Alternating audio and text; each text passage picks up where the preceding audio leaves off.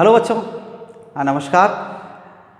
तो आज हम लोग पिछला वीडियो भी जो देखे हैं क्या है साइक्लोट्रॉन, और वहाँ पर आपने ईओ लॉरेंस का कमाल देखा। उन्होंने आपको एक डिवाइस बना के दिया चार्ज एक्सेलरेट करने के लिए, वो भी लीनियरली एक्सेलरेट करने के लिए नहीं, सर्कुलर घुमा घुमा के तब एक्सेलरेट करने के लिए डिवाइस बनाया।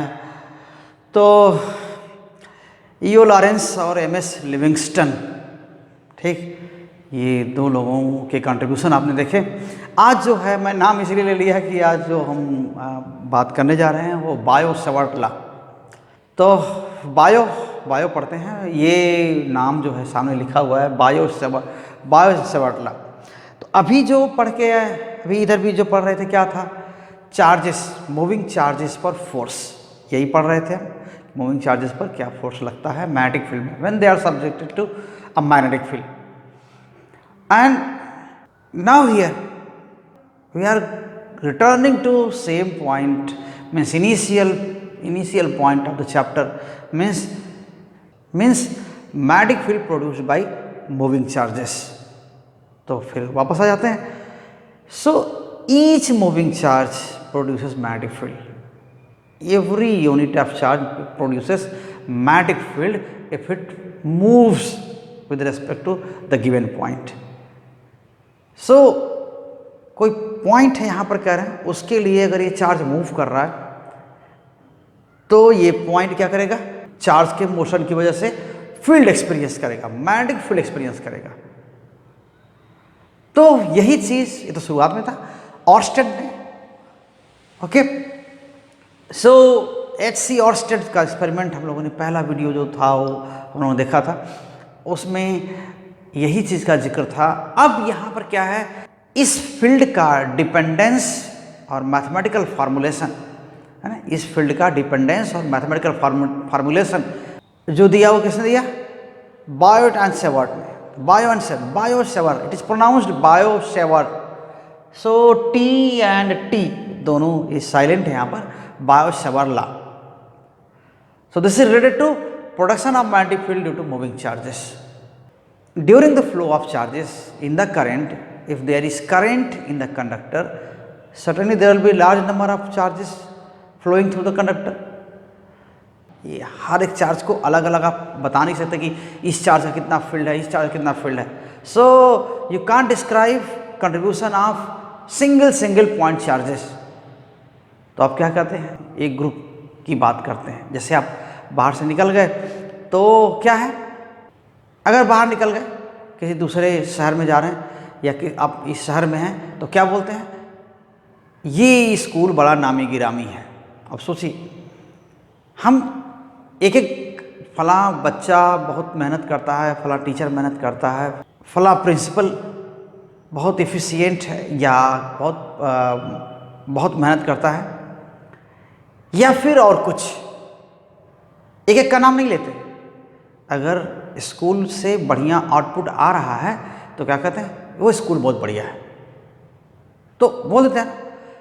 तो एक का कंट्रीब्यूशन गिनना बड़ा मुश्किल है ना, कि आप 1000 बच्चों में से फला बच्चा, ये बच्चा, वो बच्चा, ये बच्चा, उसका नेम, एड्रेस, फ़ोन नंबर सब नाम लेके बताएं कि ये बच्चा बहुत काम करता है, बहुत मेहनत करता है, इसलिए स्कूल का आउटपुट ऐसा है। या हर एक का, इसका भी कंट्रीब्यूशन, इसका भी कंट्रीब्यूशन, 1000 बच्चों का कंट्रीब्यूशन, उसमें 50 स्टाफ का कंट्रीब्यूशन, सबका कंट्रीब्यूशन अलग अलग डिस्क्राइब करें, उसके बाद कहें कि ये आउटपुट है।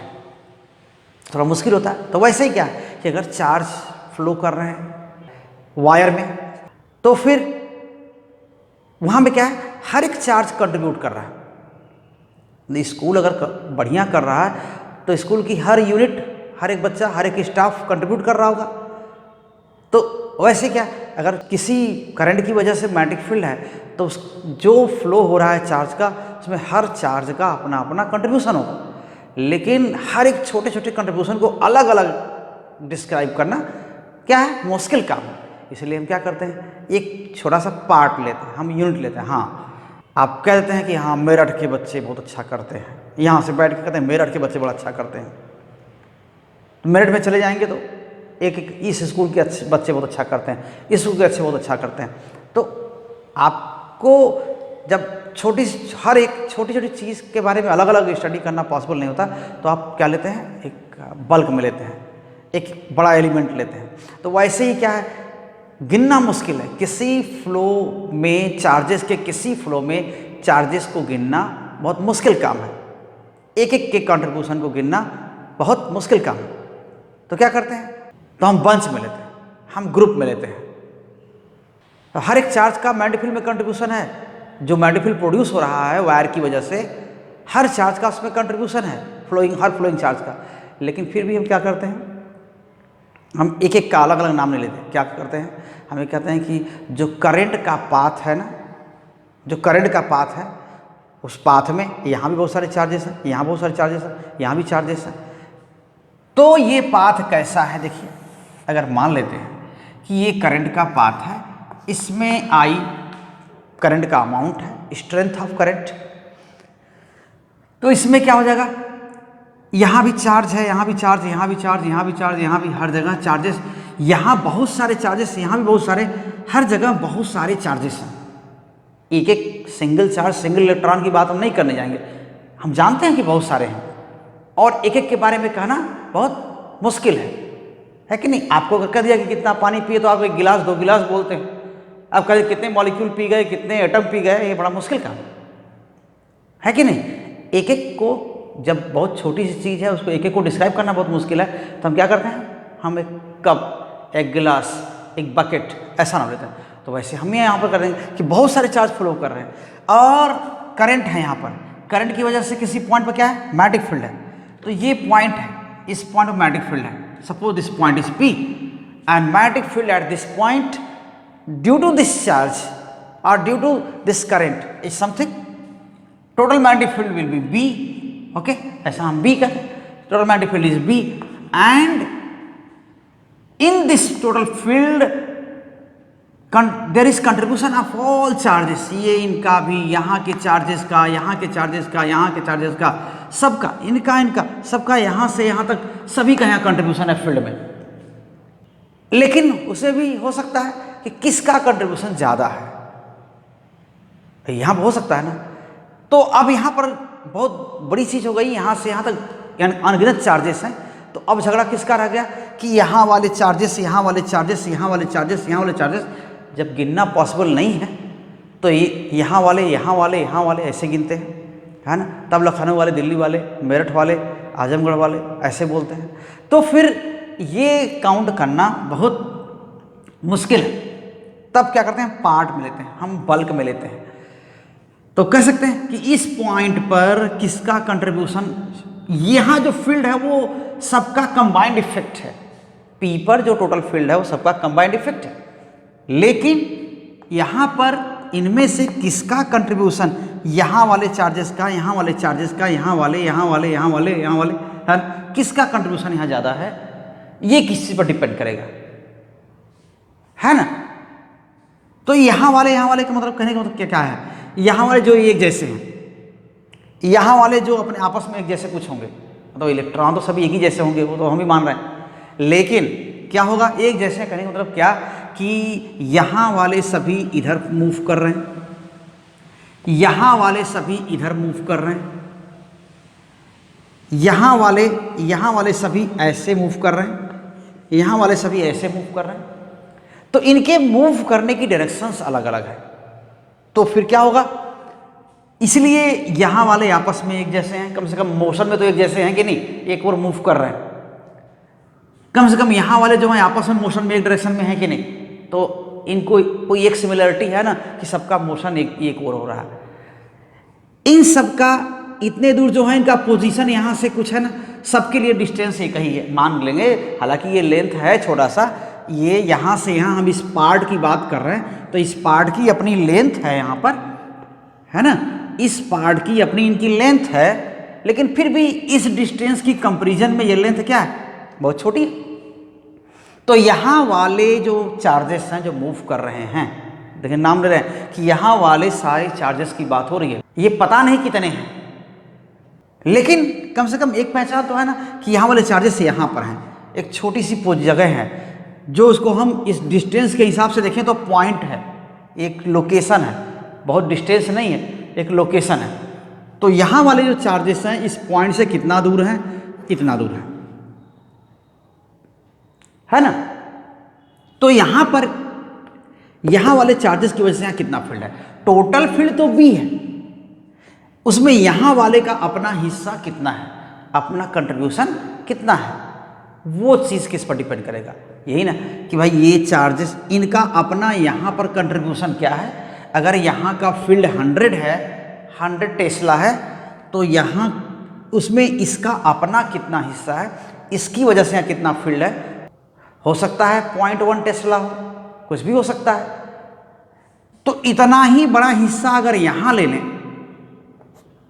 इतना बड़ा पार्ट अगर हम यहाँ ले लें, यहाँ पर जितना बड़ा पार्ट हम ये ले रहे हैं उतना बड़ा पार्ट हम यहाँ ले लें, उसी पॉइंट P पर इसका क्या कंट्रीब्यूशन होगा। ये पार्ट उतना ही बड़ा लिया जितना यहाँ लिया है, लेकिन यहाँ पर ये पास में भी है, डायरेक्शन अलग है फ्लो का, क्योंकि मैग्नेटिक फील्ड है वो फ्लो की डायरेक्शन पर डिपेंड करता है। तो इस पार्ट का इतना ही बड़ा पार्ट यहाँ है, इस पार्ट का यहाँ पर कंट्रीब्यूशन कुछ और होगा। हो सकता है इसका 0.1 हो सकता है इसका 0.5 है। इस पूरे 100 में इसका हिस्सा 0.1 टेस्ला का हो, इसका हो सकता है 0.5 टेस्ला हो। तो ये डिपेंड करता है कि ये जो हिस्सा ले रहे हैं, ये जो पार्ट ले रहे हैं, what is its length, what is it's size and what is its position with respect to given point, what is direction of flow of charges in this part, okay। so ये सब भी मायने रखता है। और इस चीज़ को बोलते क्या है, तो current element.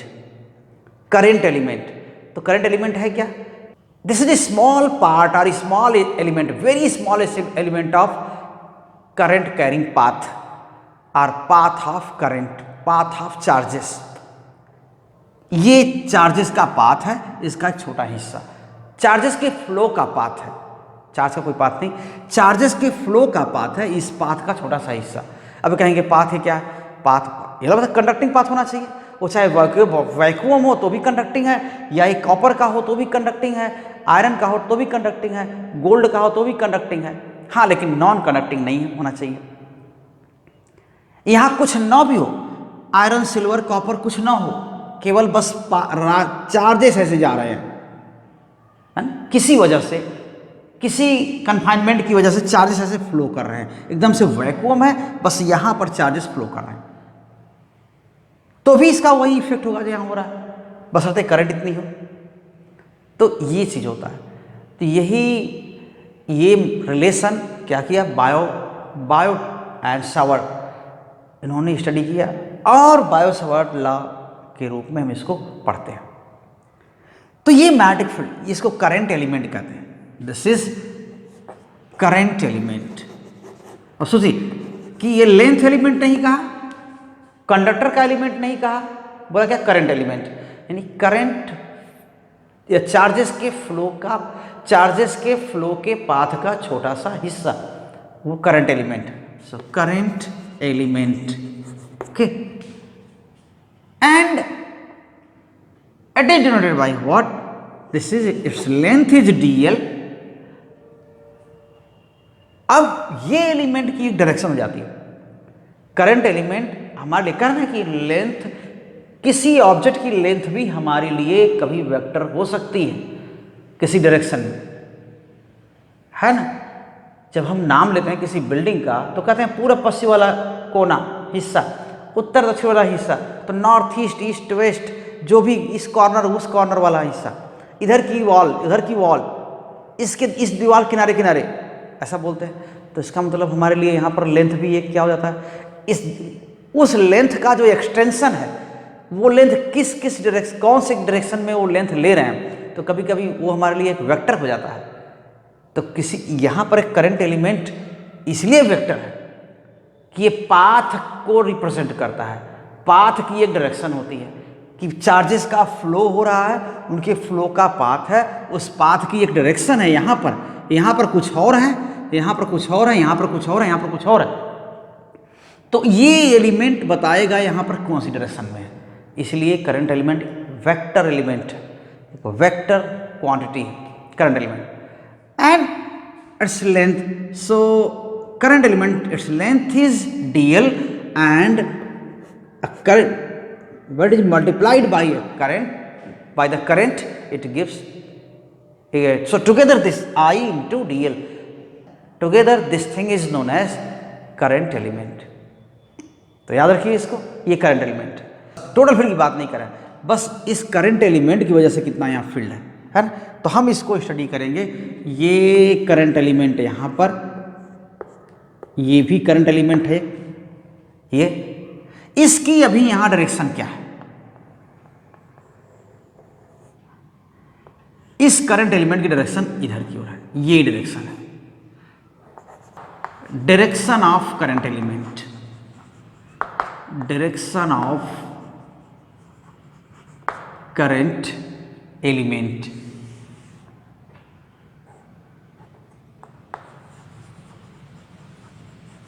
Okay, and this is arbitrary point, any point P. This is position vector, किसका, पॉइंट का, जहां पर हम मैग्नेटिक फील्ड पता करने की कोशिश कर रहे हैं. करंट की डायरेक्शन आप जान रहे हैं, चार्जेस का फ्लो ऐसा हो रहा है. This angle is important here, this is theta, this is length. Here current is I and this is R, vector R. Okay. So here Gauss-Sever's law is related to field due to charges. So let's start. Here moving charges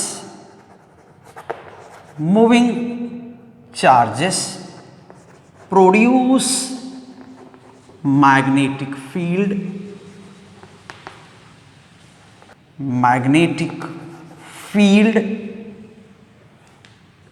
around them.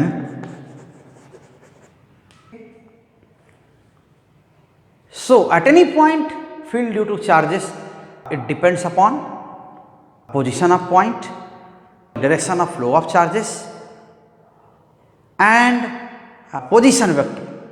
You can say position of point from the charge. A current carrying conductor, a current carrying conductor has large number of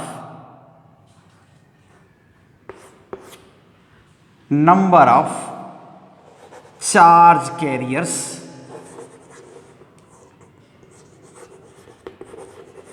moving inside it. Okay, each charge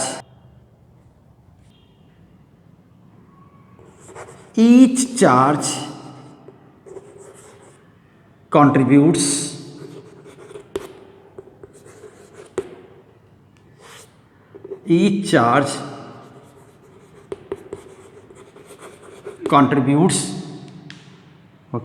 to total magnetic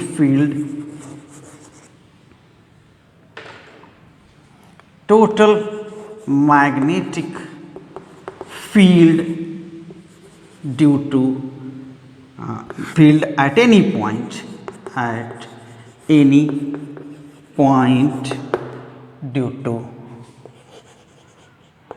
to current. Okay, since it is difficult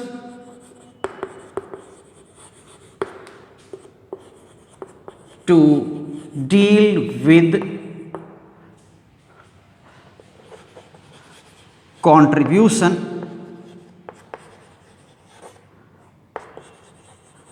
of each each individual charge, each individual charge carrier, therefore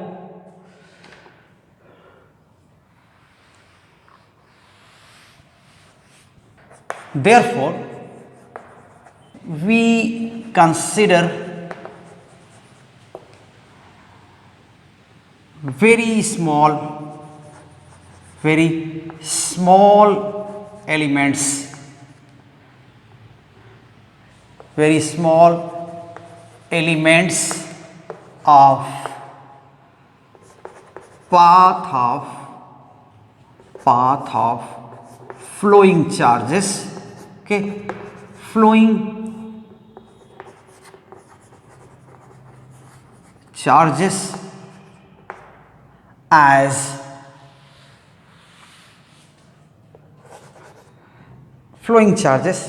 as what?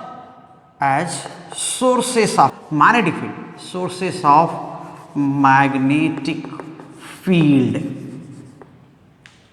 Okay, so these elements are known as current elements. These elements known as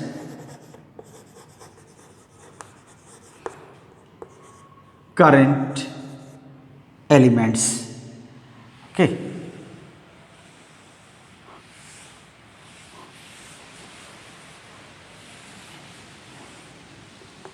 elements. A current element is denoted by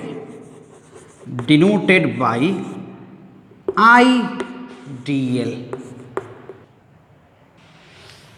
So IDL represents what? DL, directional quantity. Okay, so direction of DL okay, represents, you can say, represents the direction of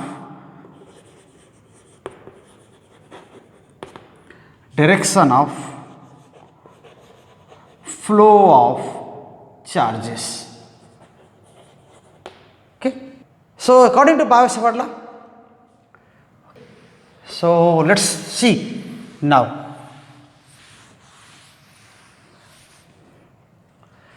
According to Biot-Savart law,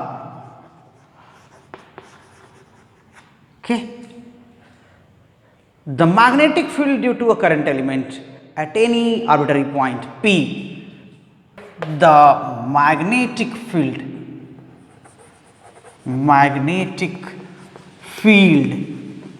at any point, magnetic field at any arbitrary point due to a current element, okay, current element depends upon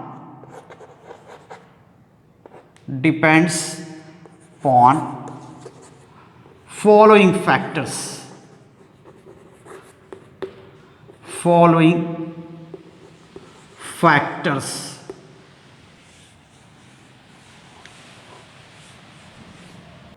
That is the contribution of element to the total field at P. So first, this magnetic field at P, for same current element, magnetic field at P will vary when current is varied. So this field If all other factors remain same, means direction of this element, length of this element, okay, this distance, if they remain same, then this field will be directly proportional to current, okay, strength of current, okay. The field due to current element,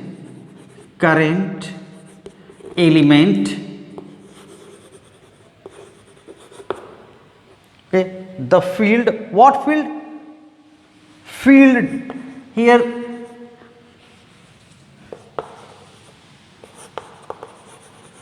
the field dB due to current element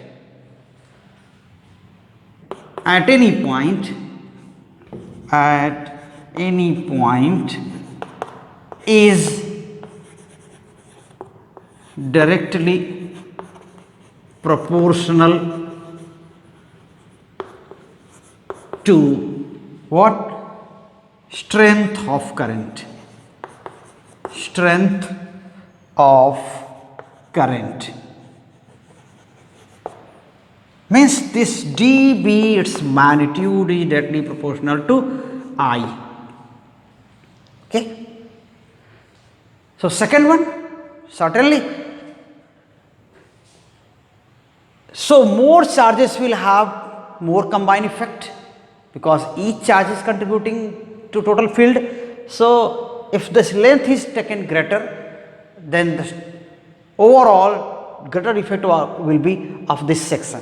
अब छोटा part लीजिए तो इसका effect यहाँ total कम ही contribution होगा, अब बड़ा part लीजिए तो सबका कंट्रीब्यूशन मिलकर बड़ा कंट्रीब्यूशन हो जाएगा. So this total the contribution means this dB is directly proportional to here length of this current element.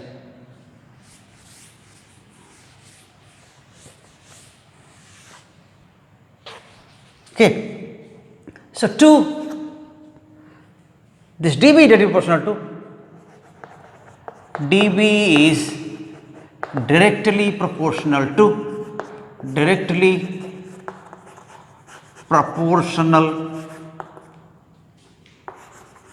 to length of current element,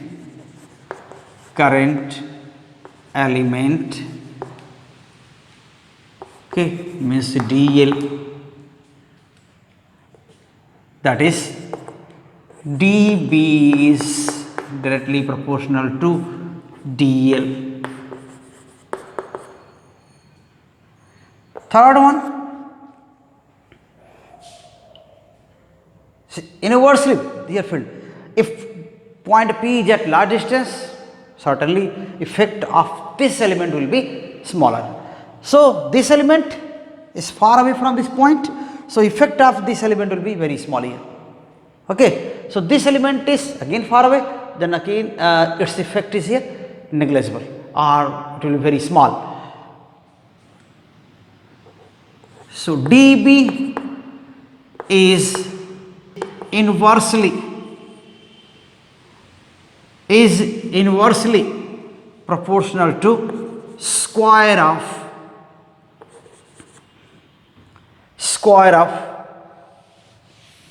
magnitude of position vector, square of magnitude of position vector of point with respect to current element. So dB is directly proportional to what? 1 divided by r square. And again this field also depends upon direction of flow. इतना ही distance पर current element हो point से, इस point से इतनी ही distance पर current element हो, लेकिन यही पॉइंट अगर यहाँ होता, इतनी ही डिस्टेंस पर ये पॉइंट अगर यहाँ होता तो यहाँ पर D B dash would be greater than D B. ऐसा हो जाता। परपेंडिकुलर मीन्स ये एंगल पर डिपेंड करता है, ये एंगल की डायरेक्ट प्रोपोर्शनल होता है। किस एंगल के? Angle between direction of current element and position vector of point P। So fourth, dB is directly proportional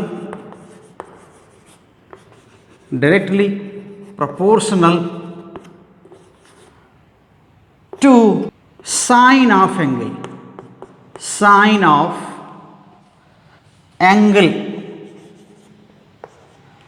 angle between the direction of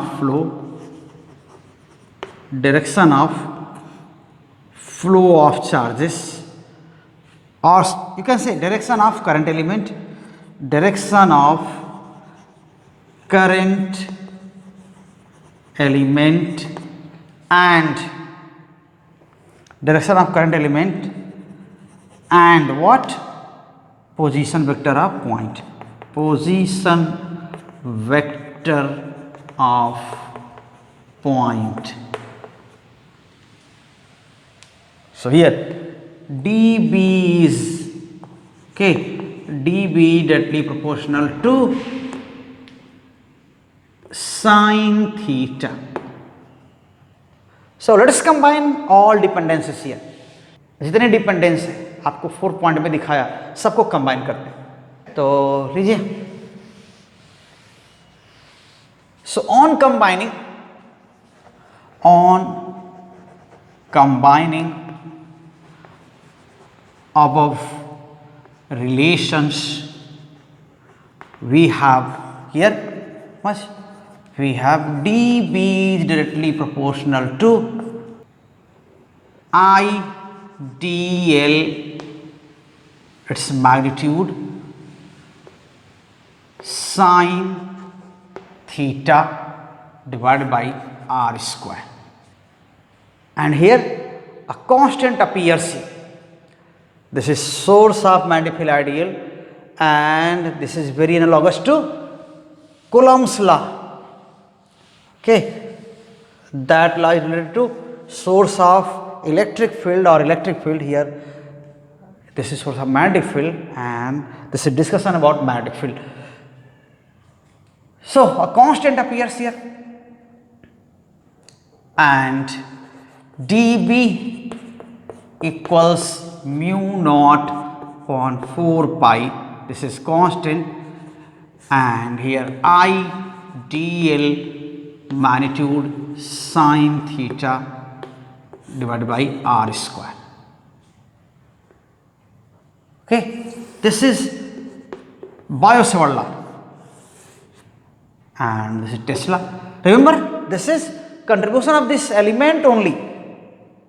At this point, this is contribution of this element, not the total field of current at this point.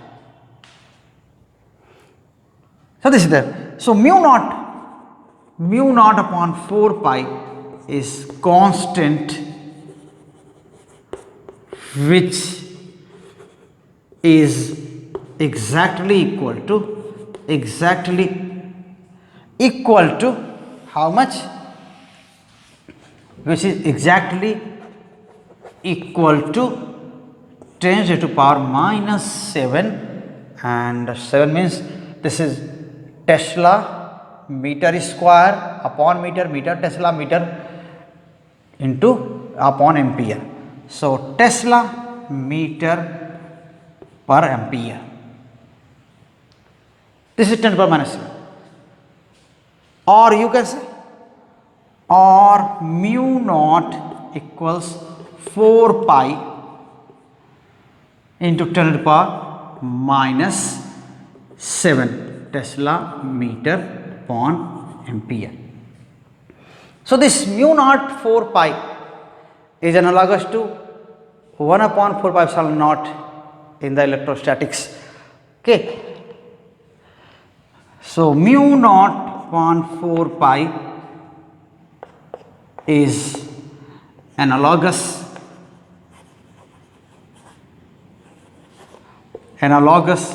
to 1/4 pi epsilon naught in the electrostatics.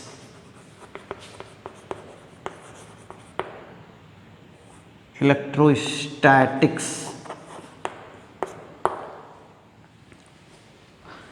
Okay. So this is relation, and in vector form, simply we can write in vector form also. So same relation, let us write in the vector form. In vector form,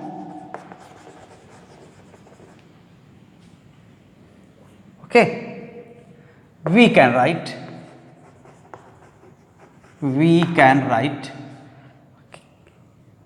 so dB here, and you know well right hand thumb rule which we have talked about in first video.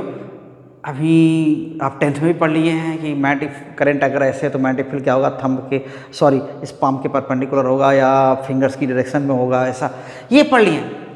तो ये इस cross product किसका होगा, ये एक vector quantity देखिए, dl एक vector quantity है और किन किन डायरेक्शन के बीच प्रोडक्ट लिया गया है, आर के और इसके बीच, है ना, ये डायरेक्शन और ये डायरेक्शन के बीच। तो ये भी पोजीशन वेक्टर है, ये पोजीशन वेक्टर है, ये करंट एलिमेंट का वेक्टर है, तो हम लिख सकते हैं वहां पर इनके बीच position vector.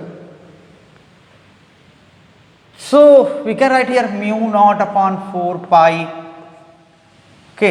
I dl cross r unit vector, r की डायरेक्शन में लिया हुआ, ये यहां पर यूनिट वेक्टर r है, तो r की डायरेक्शन और dl की डायरेक्शन, r की डायरेक्शन और dl की डायरेक्शन में क्रॉस प्रोडक्ट ले रहे हैं। सो this is upon r square. यहां पर मैग्नीट्यूड क्या है, r का 1, यहाँ dl दूसरा वेक्टर दिख नहीं रहा, मीन्स यहाँ 1 होगा। डायरेक्शन हमें मालूम है कि हम इस डायरेक्शन और इस डायरेक्शन के बीच एंगल ले रहे हैं, और ये वेक्टर क्वांटिटी है, db वेक्टर क्वांटिटी है, और ये भी वेक्टर है, ये भी वेक्टर है, इन दोनों वेक्टर के बीच एंगल भी लिया हुआ है, और db भी एक वेक्टर क्वांटिटी मिल रही है, इसका मतलब कहीं ना कहीं क्रॉस प्रोडक्ट यहाँ होगा, तो ये क्रॉस प्रोडक्ट यहीं पर। So this is again we can write here db equals μ0/4 pi I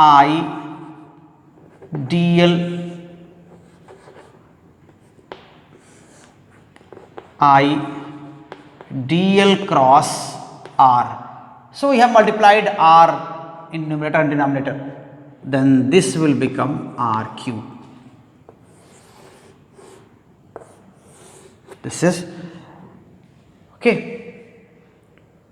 Biot-Savart law. Now see the comparison with Coulomb's law. So differences भी हैं, similarities भी हैं, वो देखते हैं। ये जो आपके सामने म्यू नॉट बार बार आ रहा है, म्यू नॉट वैसा ही है जैसे कभी कूलम्ब्स लॉ में क्या आया था, एप्सिलॉन नॉट आया था, वहाँ भी 1/4 पाई दिख रहा था, यहाँ भी 1/4 पाई दिख रहा है। अब वो अलग बात है कि वहाँ 1/4 पाई एप्सिलॉन नॉट यहाँ नीचे दिख रहा था, यहाँ पर 1/4 पाई म्यू नॉट ऊपर दिख रहा है, ऐसा। तो यहाँ इलेक्ट्रिक परमिटिविटी था, यहाँ क्या है, इसका यहाँ नाम बोलते हैं magnetic permeability. So mu naught क्या है, ये मैग्नेटिक परमिएबिलिटी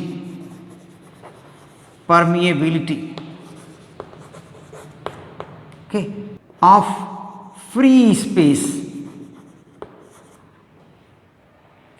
अभी तक हम लोग क्या कर दें कि ये अभी तक हमारी टेक्स्ट में भी है, जो हम जानते हैं कि ये भी कांस्टेंट था, लेकिन पिछले साल पिछले 1 साल हुआ वहाँ, मतलब 20 मई 19 को इसके बारे में कहा गया कि ये बहुत वेल डिफाइंड कांस्टेंट नहीं है।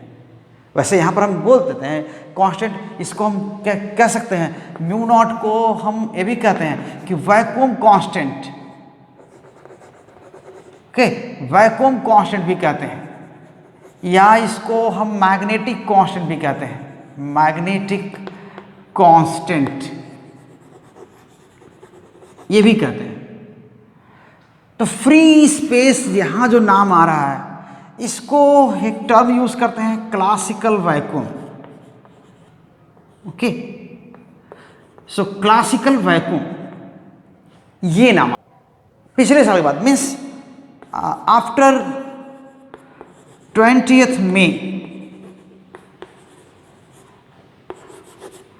2019, okay, it is not a well defined, okay, well defined constant,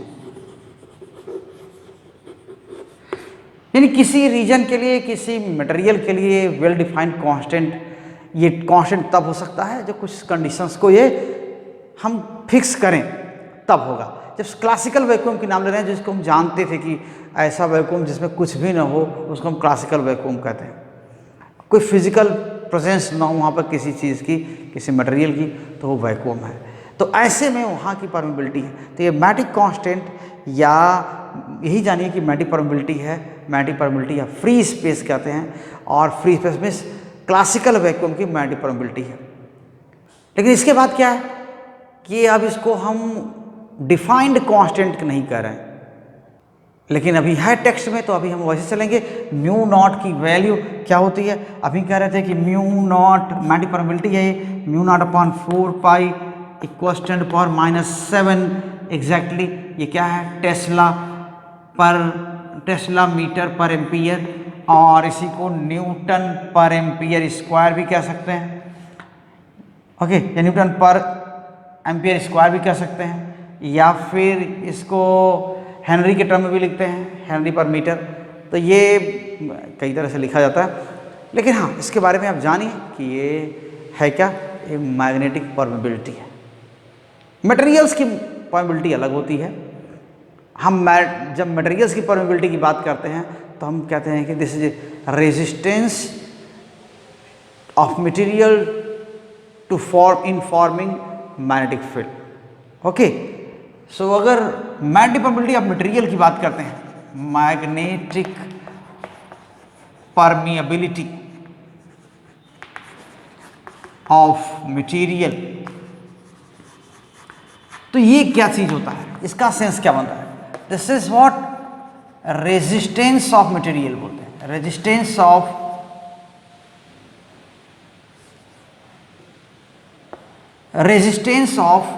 material, okay, to magnetic field formation, magnetic field formation, ऐसा। ठीक है, तो याद रखिए इन चीज़ों को, ये काम की हैं, और इनकी वैल्यूज स्पेशली बार बार आती हैं कई रिलेशन में। Okay, thank you. Comparison between Biot-Savart law and Coulomb's law.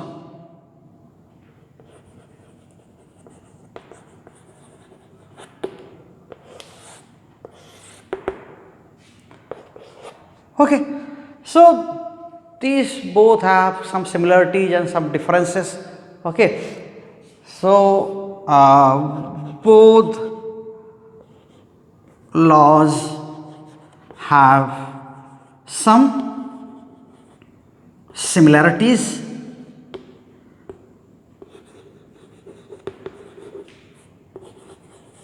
and some differences. Okay, so ये differences similarities क्या है? एक तो सिमिलरिटी ऐसे देख सकते हैं, इनवर्स स्क्वायर लॉ दोनों में दिख रहा है, दोनों में लीनियर डिपेंडेंस है, मीन्स इलेक्ट्रिक फील्ड भी चार्ज के डायरेक्टिव प्रोपोर्शनल होता है। यहाँ पर भी क्या है? करंट एलिमेंट की डायरेक्टिव प्रोपोर्शनल क्या है? मैग्नेटिक फील्ड है। ये सिमिलरिटी है। तो ये दो हो गए। दोनों का रेंज क्या होता है? इनफाइनाइट होता है। मीन्स इलेक्ट्रिक फील्ड और मैग्नेटिक फील्ड का रेंज सोर्स से इनफाइनाइट डिस्टेंस जाने पर भी क्या होता है, कुछ ना कुछ होता है, जीरो नहीं होता, या एक शॉर्ट रेंज नहीं होता, लॉन्ग रेंज है, एक है। दूसरी बात, अब डिफरेंसेस कुछ हैं इसमें, क्या है, एंगल डिपेंडेंस मैग्नेटिक फील्ड में आप देख रहे हैं, इलेक्ट्रिक फील्ड में कभी नहीं देखे थे। वहाँ पर किस एंगल पर सीधे रेडियल डायरेक्शन में फील्ड होता है, यहाँ पर रेडियल डायरेक्शन के परपेंडिकुलर फील्ड है। ये देखिए ये डायरेक्शन है, इसके पोजीशन वेक्टर, वहाँ पर अगर ये चार्ज है इस पॉइंट पर, इस पॉइंट P पर चार्ज की वजह से फील्ड E क्या है यहाँ पर, इसी डायरेक्शन में, इधर है या तो इधर है, अगर ये नेगेटिव चार्ज है तो इधर है और पॉजिटिव चार्ज है तो उधर है। लेकिन यहाँ पर क्या है, इस पोजीशन वेक्टर के परपेंडिकुलर है, यहाँ ऐसा नहीं। तो मैग्नेटिक फील्ड में क्या है, ये मैग्नेटिक फील्ड में क्या है, ये पोजीशन वेक्टर के परपेंडिकुलर है। ठीक है, कौन सा, मैग्नेटिक फील्ड डायरेक्शन, एक तो बात होगी। दूसरा जो सोर्स है, क्या इलेक्ट्रिक फील्ड का सोर्स चार्ज है, which is scalar quantity, it is scalar source, but here we are taking direction of magnetic field. Magnetic field depends upon direction of flow also. So direction is already associated with the field. So direction, the source is directional source, or it is vector source. So ideal is a vector source. Okay. So angle dependence, vector source, etc. These dependencies are there. And here, and in the direction of current element there is no field, क्योंकि theta zero हो जाएगा तो sine theta क्या होगा, zero हो जाएगा, तो यहाँ फील्ड नहीं होगा, ऐसा इलेक्ट्रिक फील्ड में नहीं देखा जाता। तो ये हो, तो आइए वो डिफरेंसेस और ये दोनों लिख लेते हैं।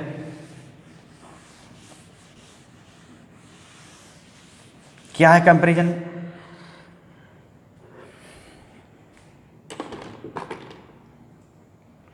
Okay, so here one, both okay, Biot-Savart law, both Biot-Savart law and Coulomb's law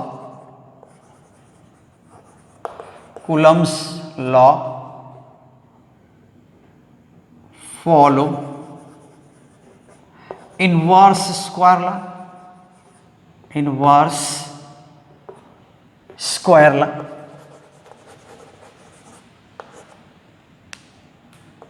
inverse square law. Okay, second thing, both have infinite range, fields in both cases means what, B or E, okay, have infinite range,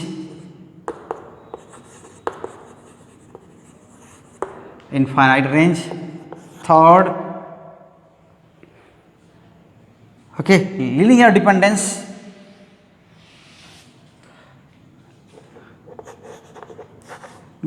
in both fields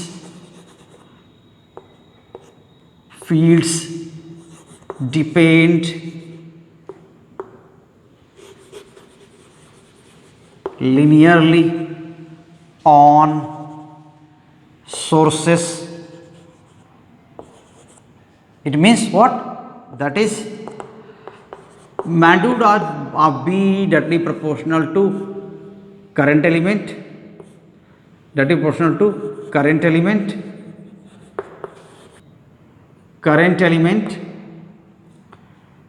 and E is directly proportional to Q. So linear dependence दोनों में. So fourth one, so source of magnetic field is vector source,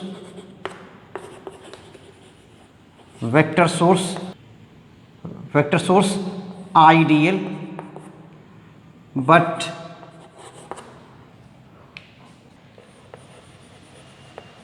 source of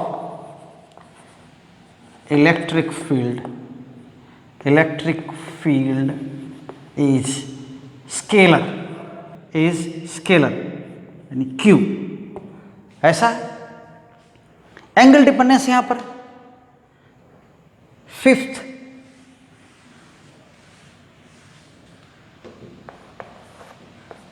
there is angle dependence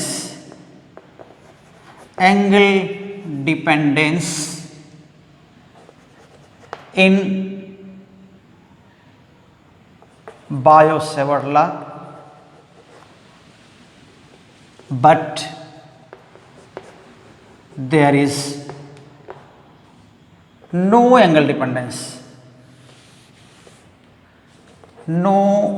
angle dependence, dependence in Coulomb's law,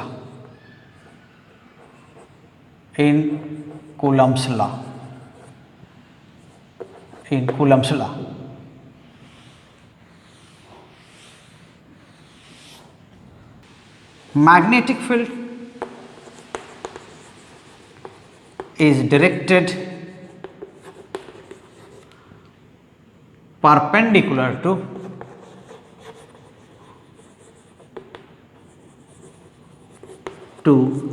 position vector of point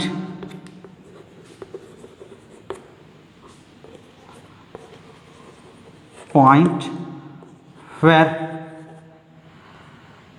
electric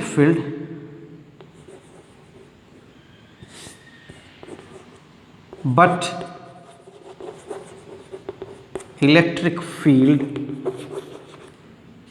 is along the radial direction,